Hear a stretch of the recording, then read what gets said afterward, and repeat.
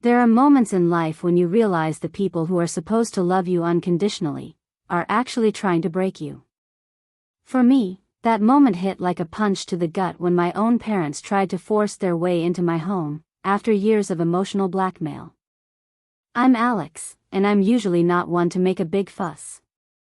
But this situation with my parents, John and Linda, it just spiraled completely out of control, and honestly, I can't keep quiet about it anymore.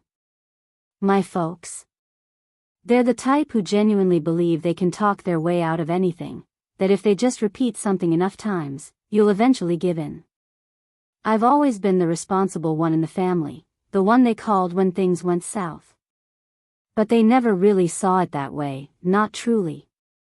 Growing up, I watched them make one terrible decision after another. Money just seemed to slip through their fingers. They'd overspend on ridiculous luxuries, never budget, always living way beyond their means. And every single time, they'd come to me, hands out, asking for help. I'd lend them money, cover their bills, always hoping that this time they'd finally get their act together. But they never did. They just kept digging themselves deeper and deeper. Now, I'm 30. I have my own place, a little 2-bedroom house in a quiet neighborhood. It's not a mansion, but it's mine. I've worked so incredibly hard to build this life for myself, and for the first time, I finally felt like I'd made it. A sanctuary. But of course, my parents couldn't see it that way. It all started a few months ago. They just showed up on my doorstep, completely unannounced. I had just gotten home from a brutal day at work, exhausted, ready to just collapse. I opened the door, and there they were, standing on my porch, wearing those sheepish, apologetic smiles they always put on when they wanted something. "Hey, Alex," my dad said, his voice a little too hesitant. "We need to talk." "Yeah?" I asked, trying to mask the utter exhaustion in my voice. I really didn't have the energy for another one of their "help us out" requests, but I could tell this was different. The look on their faces was serious. "Can we come in?" my mom added, a little too eagerly. "We need to discuss something important." I stepped aside, letting them into my living room, already bracing myself. I couldn't say no. I was always the one they turned to when everything fell apart. But this time, something in my gut screamed that this wasn't going to be a simple request. We sat down, and the conversation started innocently enough. They tried to ease into it, talking about how tough things had been lately. It wasn't the first time I'd heard about their financial struggles, but the way they spoke, it felt heavier. "We've been going through a really rough patch," my dad began. "You know how it is. The economy's been tough, and we made some bad decisions. But we're trying to fix it." I just nodded, keeping my expression neutral. I didn't want to sound cynical, but I'd heard this speech 100 times before. There was always an excuse, always something else that caused their problems. Then they dropped the bombshell. "We've been looking at our options," my mom said, her voice soft, "and we were hoping you could help us out." She looked at me with those puppy dog eyes that always made me feel instantly guilty. "Alex, we're not asking for money this time. We need a place to stay." I blinked, caught completely off guard. "What? A place to stay? What do you mean?" My dad chimed in, his voice getting more desperate. "Our finances are completely shot, Alex. We can't keep up with the bills anymore, and we don't have anywhere else to go. We were thinking maybe we could move in with you. Just for a little while, until we get back on our feet." I froze. My heart sank. They were asking me, no, demanding me, to let them move into my home. I was speechless for a second, feeling the immense weight of their words pressing down on me. This wasn't just about a temporary favor. Oh no. They were planning to stay indefinitely. I took a deep breath, trying desperately to keep my cool. "I don't know, Mom, Dad. I don't think that's a good idea. I have my own space here. I've worked really hard to make this my home. I don't think I can just take both of you in. You've been here before, my mom cut in, her face shifting instantly from desperate to defensive. And it's always been temporary. But this time. What are you saying, Alex? She snapped, her voice sharp. We're your parents. We raised you, gave you everything we had. And now that we need help, you can't even offer us a roof over our heads. I could feel the guilt trip coming, and it hit me like a ton of bricks. It's not like that. Yes, it is, she yelled, cutting me off. You owe us, Alex. All those years we spent raising you, sacrificing for you, and now you can't even do this one thing for us? I was genuinely taken aback by her tone. This wasn't the mother who used to tell me I could always count on her. This was something else. She wasn't asking for help, she was demanding it, as if I was utterly obligated. My dad jumped in then, his voice more forceful. This is what family does, Alex. You help out when it counts. You can't just leave us out in the cold. You have no idea how hard things are right now. I was getting angry now, a slow burn starting in my chest. I understand you're struggling. But that doesn't mean I'm required to put my life on hold for you. I am not your safety net. Their faces darkened. The smiles from earlier had vanished completely. Well, if you're not willing to help us, my dad said, his tone shifting, I guess we'll have to figure out something else. There was a tense pause. I stared at them, realizing that this wasn't just about moving in anymore. They were about to pull out all the stops to make me feel guilty enough to cave. I'm not saying no, but you're asking for a lot here, I replied, trying to stay calm. But inside, the tension was building, ready to explode. We're your parents, Alex, my mom said, standing up, her voice rising. You owe us for everything we've done for you. All we're asking for is a place to stay while we get back on our feet. I could feel the heat rising in my chest, my patience slipping away entirely. This wasn't just a simple request anymore. It was a full-on demand. And my parents were acting like I had no right to say no. It was like they thought I owed them everything, just because they raised me. And that's where they were wrong. I'm not going to let you just move in here like it's nothing, I said, trying to keep my voice steady. I've worked hard for this place, and it's mine. I'm not in a position to take on both of you. My dad shook his head, like he couldn't believe what he was hearing. You really don't get it, do you? This isn't just about you anymore. It's about family. You're turning your back on us when we need you the most. How could you live with yourself knowing we're struggling and you have the means to help? My mom joined in, her voice dripping with fake sadness. I'm so disappointed in you, Alex. We've always supported you, and now, when it's our turn, you can't even give us a place to stay? I guess you don't care about us the way we cared about you. She even wiped away an exaggerated tear, making sure I saw it.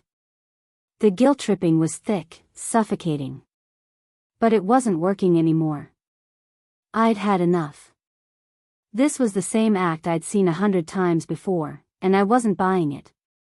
You've made terrible financial decisions, I said, my voice sharp, cutting through her performance.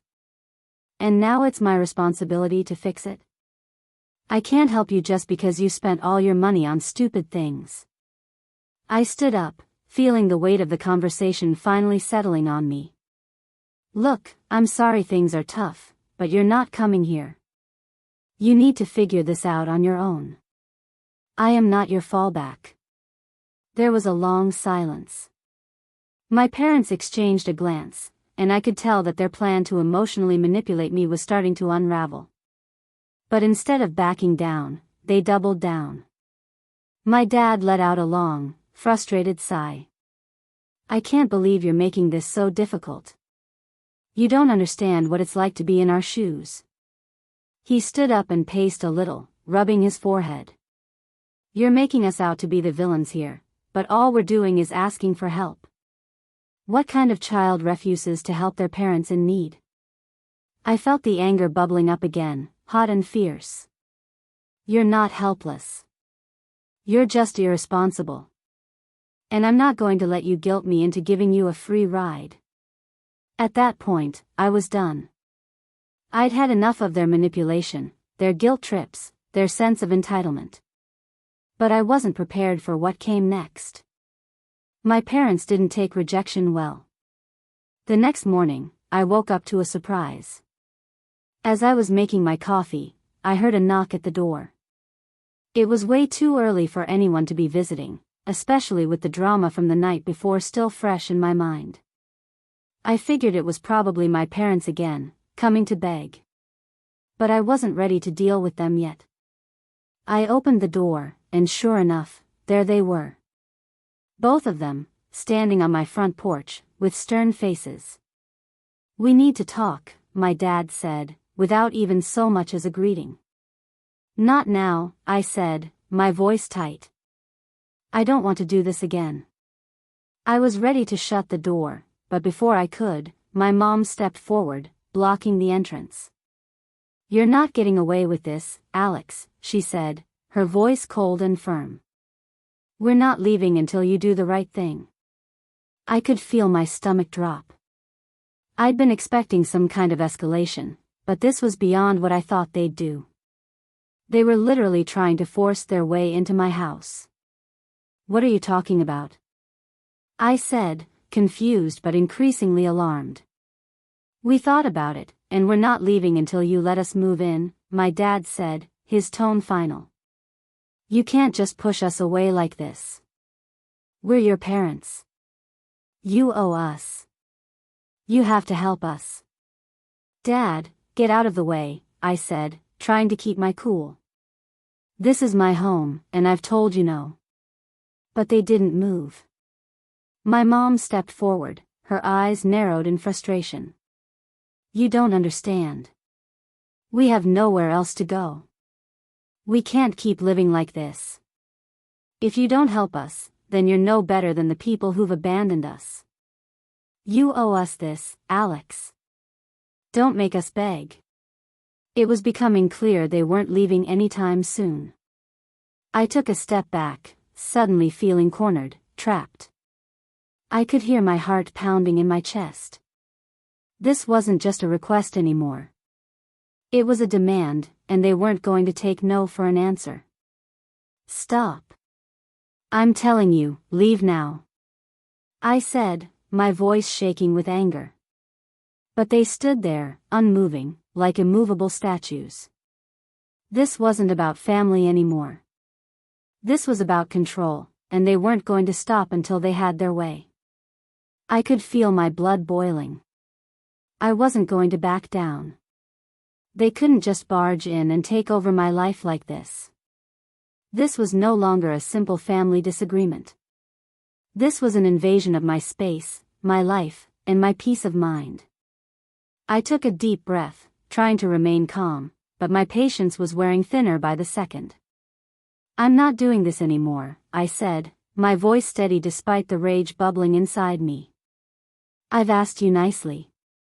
I've tried to reason with you. But now you're forcing this on me, and I'm done. I'm calling the cops.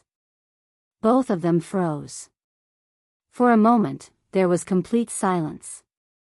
My dad looked at me, almost as if I had slapped him. He blinked a few times, his face turning red with a mix of frustration and disbelief. You're calling the cops, he said, his voice rising. You're going to call the police on your own parents? My mom stepped forward, her expression hardening. This is how you repay us after everything we've done for you? You're going to call the cops because we need help? Her voice was thick with outrage, but there was also a hint of fear. I could see the wheels turning in her head. She knew I wasn't bluffing. I'm calling the cops, I repeated firmly. I wasn't giving in, no matter how much they tried to manipulate me. They had already crossed a line by refusing to respect my boundaries, and I wasn't going to let them do it any further. I reached for my phone in my pocket. But before I could unlock it, my mom grabbed my arm. Her grip was tight, and I could feel the raw anger in her touch. "You're making a huge mistake, Alex," she spat. "You think you're better than us? You think you can just shut us out? You owe us. We did everything for you when you were little. How dare you turn your back on us like this?" Her words hit me like another slap in the face. It was the same tired, guilt-tripping speech they'd given me time and time again, but now it felt more suffocating than ever. They had no right to manipulate me like this. I had worked hard to get to where I was, and I wasn't about to let them ruin that for me. I shoved her hand off my arm. "No. You're the ones making a mistake. You think you can come in here, take over my house, and manipulate me into giving you a place to stay just because you feel entitled to it? No." My dad clenched his fist, his face turning redder with each word I said.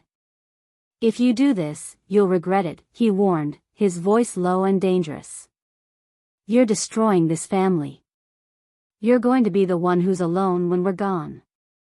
I felt a chill run down my spine, but I didn't flinch. I was done listening to threats. "Goodbye, Dad," I said. I quickly pulled out my phone, dialing the non-emergency line for the police. I could hear my parents arguing in the background as I waited for the line to connect. My dad was shouting now, demanding I open the door. "You can't do this. You'll be sorry, Alex. We're your parents." But I didn't open the door. I didn't let their words affect me. I just focused on the phone call, waiting for the dispatcher to answer. 911, what's your emergency?" I took a deep breath, trying to stay as calm as possible. "Hi, I need to report a situation at my house. My parents are here, and they're trying to force their way into my home. They're making threats and refusing to leave. I've asked them to leave multiple times, and now they're being aggressive." The dispatcher's voice was professional and calm. "Okay, sir. I understand. We'll send someone to your location. Stay on the line and do not open the door unless you're certain it's law enforcement." I thanked the dispatcher, hanging up just as I heard my dad pounding on the door. His voice was muffled, but I could hear the fury in his words. "You're going to regret this, Alex. You just destroyed everything." But I was done. I wasn't going to give in to their manipulation anymore. I backed away from the door and took a few steps into the living room, my mind racing. I couldn't believe this was happening. I thought I was done with all the drama, but now it seemed like it was escalating faster than I could keep up with. A few minutes later, I heard sirens outside. My stomach twisted in knots, but I stayed put, waiting for the cops to arrive. When they finally pulled up, I felt a mix of relief and dread. This wasn't how I'd wanted things to go, but my parents weren't leaving me with any other choice. I opened the door just enough to let the officers inside. "Please, take care of this," I said, my voice trembling with a mix of exhaustion and anger. The officers stepped in, immediately sizing up the situation. My parents were standing there, arms crossed, looking more defiant than ever. "You need to leave," one of the officers said firmly, his tone no nonsense. "We've been called here for a disturbance. You're not allowed to force your way into this home." My dad opened his mouth to argue, but the officer cut him off. "I suggest you leave now, or you'll be arrested for trespassing." The silence in the room was deafening. My mom looked at my dad, and for the first time, I saw a flicker of hesitation in her eyes. But it was short-lived. They weren't done yet. The officers stood firm, and after a long, tense standoff, my parents seemed to realize that their manipulation tactics weren't going to work this time. They stood there for a moment, glaring at me, trying to figure out their next move. It was clear to me that they were frustrated, but also not ready to completely give up. I could hear my mom mumbling something under her breath as she backed away from the door. "This isn't over," she muttered. "You'll regret this, Alex. You'll see." She and my dad exchanged a few heated words as they turned to leave, their heads hanging in defeat. The officers gave them a final warning to stay off the property, and with that, they turned and left. For a moment, I thought maybe that was it. That the tension was finally over. But I should have known better. It wasn't long before I started seeing posts on social media. My phone buzzed repeatedly, each notification more explosive than the last. First, there was a post from my mom. Her profile picture was of our whole family when we were still close. She had a way of using old photos to tug at heartstrings. "So disappointed in my son today. I've given him everything, and this is how he repays me. I'm just a mother who's always been there for him. Is this the kind of child he's going to be? A selfish one? I don't know how he can sleep at night knowing he's throwing his own parents out on the street." The post had barely been up for a few minutes before the comments started rolling in. My mom's friends, a lot of them from her church group, chimed in with their sympathy. "Such a shame, Alex, you were raised better than this," one comment read. Another said, "You're in my thoughts, Karen. A mother deserves better than this." Then my dad posted something too. His tone was much more direct. "I raised that kid. I put a roof over his head, fed him, worked day and night to give him everything he has. And this is how he treats me? He'll come crawling back when he realizes what he's done, but I'm not sure I'll be here when he does." I felt the sting of his words, but it was nothing compared to the anger that followed. My phone started lighting up with messages. My siblings were texting me, asking what the hell was going on. My sister, Mia, was the first to reach out. "Alex, is everything okay?" she asked. "What's with all the posts from Mom and Dad? I've never seen them this upset." I ran my hands through my hair, trying to think of how to explain without sounding defensive. "Mia, they're lying. They're trying to make me look like the bad guy because I won't let them move into my house. They've done this before, manipulating me, using guilt to get what they want. I've had enough." She responded almost immediately. "But don't you think you should be helping them? You know they did do a lot for you when you were younger. I get that they're asking a lot, but they're your parents." I stared at the message, my mind racing. I had already tried explaining to her, but I could tell it wasn't sinking in. I needed to talk to her face to face. But my parents had made their move online, spreading their narrative across every platform they could. As if on cue, my phone buzzed again, this time with a message from my aunt. She was one of the more reasonable people in the family. "Alex, I don't want to take sides, but I'm seeing these posts from your parents. It's hard to ignore. You've always been so independent, but don't you think it's a little harsh to throw them out like that? Are you sure there's no way you can work something out?" I let out a frustrated sigh. This was the last thing I needed right now. My parents had turned to social media to get the family involved, to pit them against me. They were making me look like the villain to everyone who would listen. I sat back down on the couch, rubbing my temples. I had to do something. I couldn't just let them spin this narrative without giving my side of the story. But what could I do? If I responded directly, I would just be playing into their game. If I stayed silent, the narrative would grow, and I'd be left trying to clean up the mess later. I stared at my phone, deciding I'd play it their way. I'd let them keep posting their angry rants online for now. But I knew this wasn't going to end until I made sure my side was heard too.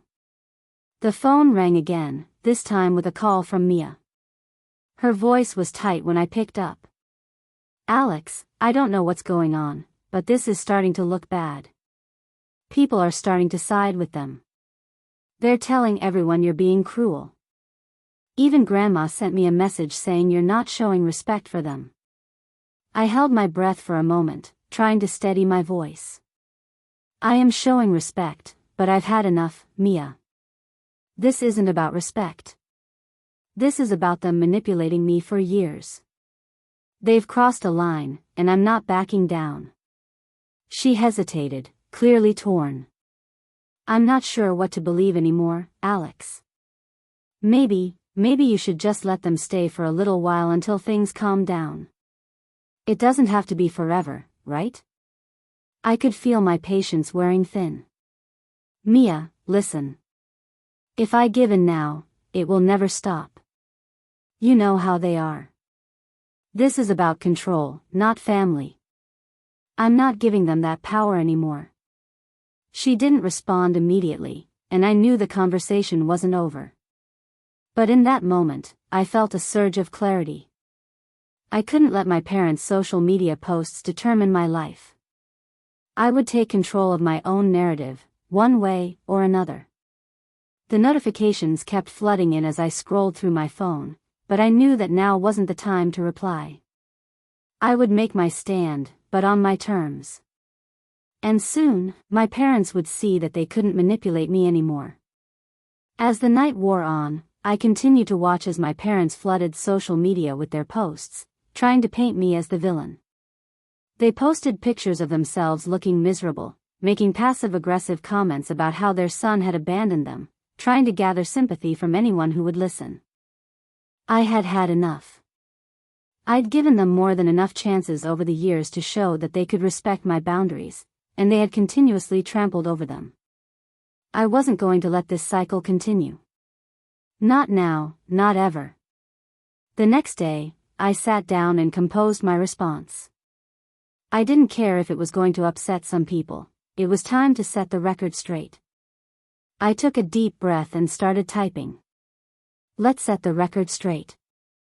Yes, I asked my parents not to move in. Why? Because they've repeatedly taken advantage of my kindness, made poor financial decisions, and always expected me to bail them out. I've given them my time, my money, and my patience for years, but the line was crossed when they tried to manipulate me into taking them in again, without ever changing their behavior. The truth is, it's not about helping them. It's about control. I've been working hard to build my own life, and I'm not going to let them undo everything just because they feel entitled to my success. This is not about disrespect, but about boundaries. I have a right to say no, and I'm not apologizing for it. To anyone who feels differently, maybe it's time you ask yourself why you're supporting this kind of behavior. I hesitated for a moment, my finger hovering over the screen. Then, I hit post. Within minutes, comments started to roll in. Some of my family members, the ones who didn't know the full story, began posting their support for my parents. My aunt, the one who had asked about things earlier, even left a comment asking why I couldn't just let things go for a while. But then I noticed something. The more honest, straightforward comments started to outweigh the manipulative ones. And then I saw something I wasn't expecting. Mia commented. It was short, but it meant everything to me. I'm sorry, Alex. I get it now. I'll always have your back.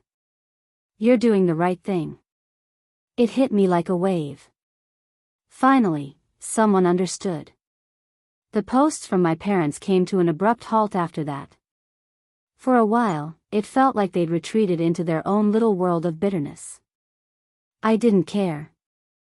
I had done what I had to do, and now the ball was in their court. They could keep playing their manipulative games, but I wasn't going to be a pawn in them anymore.